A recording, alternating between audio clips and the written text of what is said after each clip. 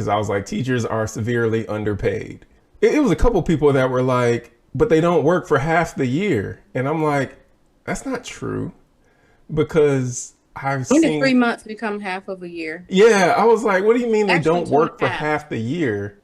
And then one person put they work 180 days a year.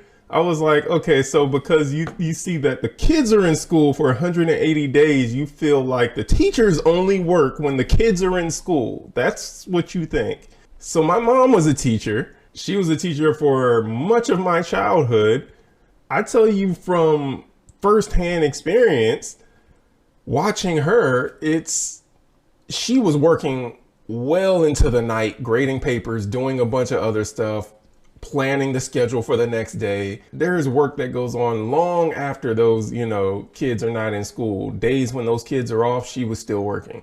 So this whole deal of like, oh, they only work half a year, they only work 180 days, less than half the year. One person's like, yeah, the pay is fair. I'm like, so not only is that inaccurate, you have never dealt with someone's child or a room of 30 kids, and you've got some knuckleheads in there that don't listen, like to cause trouble, make life more difficult. And guess what's even more difficult than dealing with those children is having to deal with their parents, because a lot of times they get it from their parents, who also in many cases unfortunately don't have the training at home that they should have had when they were a kid, and so they carry that on into adulthood, and they're raising kids that act off the chain and don't have any discipline or anything.